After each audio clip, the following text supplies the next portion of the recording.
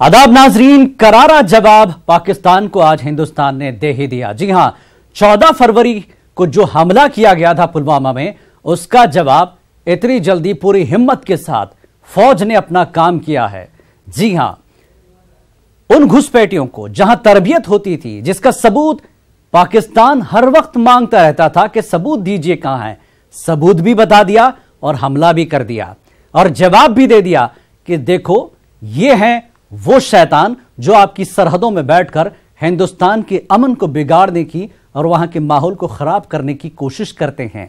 सबूत मिल गया आज पाकिस्तान को उन्हीं की सरहदों में कि जैश मोहम्मद के आतंकवादी दहशतगर्द तैयार होते थे, जहां उसी ठिकानों को हिंदुस्तानी फौज फजाइया ने बहुत दमदार तरीके से आज निशाना बनाया, बल्कि पाकिस्तान को सबूत भी बता दिया कि देखो यह है सबूत जो तुम्हारी सरहदों में तैयार होते थे दहशतगर्द।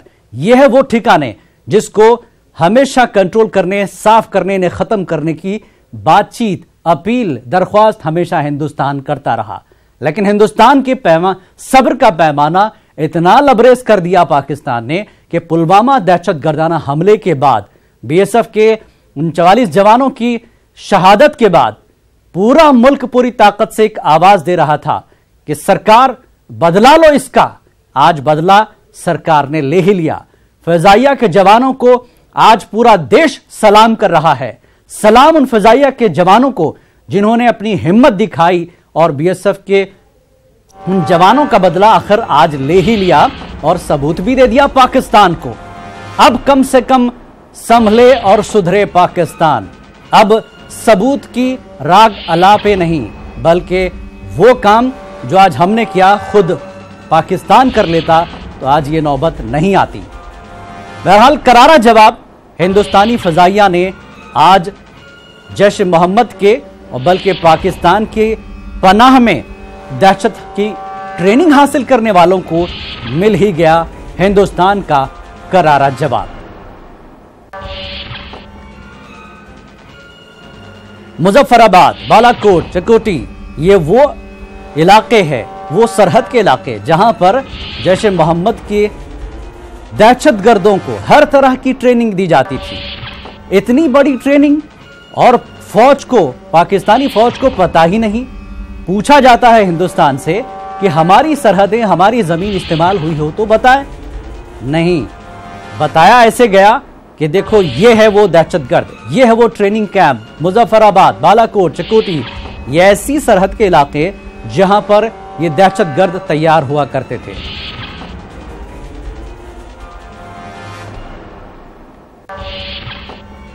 पुलवामा दहशतगर्दाना हमले में शहीद हुए जवानों की शहादत का हिंदुस्तानी फजाइया ने महज 12 दिनों बाद ही बदला ले लिया है। पाक मकबूजा कश्मीर के मुख्तलिफ मकामात पर जैश मोहम्मद के ठिकानों को तबाह कर दिया गया। आप देखिए तफसीली रिपोर्ट। सबका हिसाब होगा, हिसाब पूरा होगा। पुलवामा हमले का बदला। मुजफ्फराबाद, बालाकोट और चकोटी में फजाइया की बमबारी। 12 मिराज लड़ाका तैयारों ने 1000 किलोग्राम बम गिराए। 200 से 300 दहशतगर्द ढेर वहां पहुंचा दिया जहां उसकी जगह थी। पुलवामा मिलिटेंट हमलों के 12 दिनों के बाद हिंदुस्तानी फजाइया ने बड़ी कार्रवाई की। पुलवामा हमले के बाद पीएम मोदी ने फौज को कार्रवाई की खुली छूट देने की बात कही थी। उन्होंने हमले की जगह और वक्त का तयन करने का इख्तियार भी फौज को ही दिया था। India struck the biggest training camp of the Jaish-e-Mohammed in Balakot.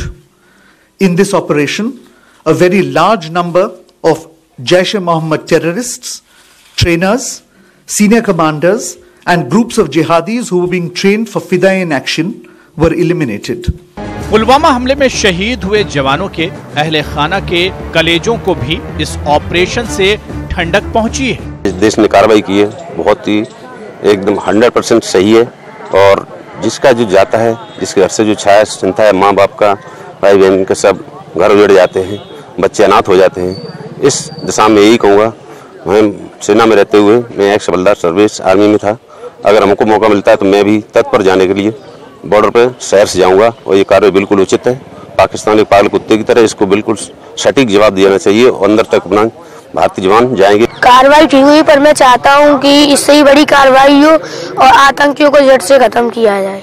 सारे विश्व को इस समय यूनाइट हो करके आतंकवादियों के सारे ठिकाने जितने हैं वो नस्ता नाबूद कर देना चाहिए। यदि कोई देश या पाकिस्तान ही क्यों ना अगर इनका संरक्षण देना चाहता हो तो उसको भी माकूल जवाब देने के लिए हमारी सेनाएं को तैयार रहना चाहिए। ये कदम भारत का जो है सदैव जो है सराहनीय और प्रशंसनीय है। इस हमले से हिंदुस्तान ने वाजे कर दिया है कि अब पाकिस्तान से बात करने का वक्त नहीं। हिंदुस्तान अब पाकिस्तान को उसी की जबान में समझाएगा। Bureau report, news 18 Urdu.